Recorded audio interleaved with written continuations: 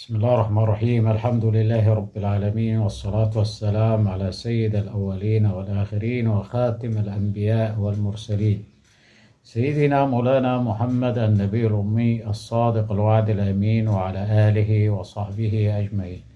أحبتي في الله، السلام عليكم ورحمته وبركاته.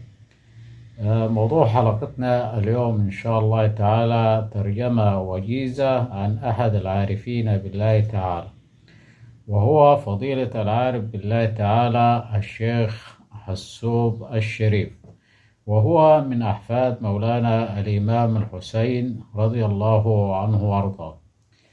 فهو حسوب ابن عمرو ابن محمد ابن السلطان حسين أبو العلا، الذي له مقام ببلاق أبو العلا. نزل السيد عمرو والد الشيخ حسوب من مكة المكرمة عام 775 هجرية إلى ذكرنس بالمنصورة، ثم إلى قنا عام 795 هجرية ودفن بها، وله مقام كبير بها ببلدة أولاد عمرو. تعالوا معي نتعرف عن أبناء الشيخ حسوب. أولا ذرية آل علي الطرخاني ابن الشيخ حسوب بالسلمية، ذرية الشيخ سرحان وابنه الشيخ أبو النجا وابنه حسب، ذرية الشيخ أبو النجا بإسنا منهم الشيخ عبد الله فرح ناوي، توفي عام 1333 هجرية وله مقام بإسنا.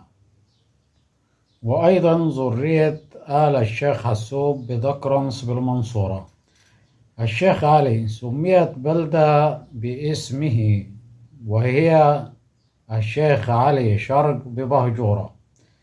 أيضا الشيخ حسوب له مقام كبير بقرية القبيبة بالقرب من فرشوط، وله أحفاد كثيرة منهم.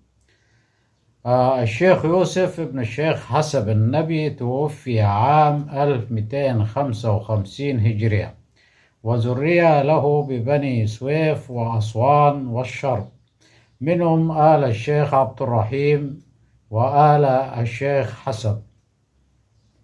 أما الشيخ حسب النبي ابن الشيخ أبو النجا توفي عام 1258 هجرية وله مقام بقرية القبيبة. أما الشيخ عبد الرسول ابن الشيخ يوسف له ذرية منهم جد الشيخ عبد الرسول ابن الشيخ يوسف له ذرية منهم أحمد جد آل صديق ببهجورة.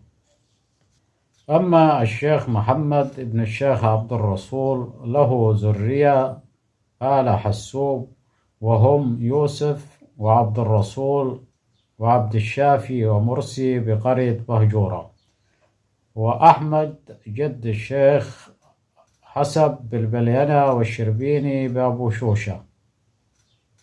توفي الشيخ محمد بن عبد الرسول ابن يوسف ابن حسب النبي حفيد الشيخ حسوب عام 1301 هجرية وله مقام بقرية بني حميل. والحاج علي أبو حسوب ذريته الهمامية بالبنداري في أسيوط أو في البداري بأسيوط. أيضا له ذرية آل الشيخ حسوب بقرية الجمالية مركز قوس، والشيخ محمد الصندوق في دشنا، الشيخ مطاوع في غرب بهجورة، والشيخ أبو النجا في فرشوط، رضي الله عنهم وأرضاهم أجمعين. هذا وبالله التوفيق. وإذا أعجبكم الفيديو لا تنسوا دعمنا بلايك واشتراك ليصلكم كل جديد. تحياتي لكم، والسلام عليكم ورحمة الله وبركاته.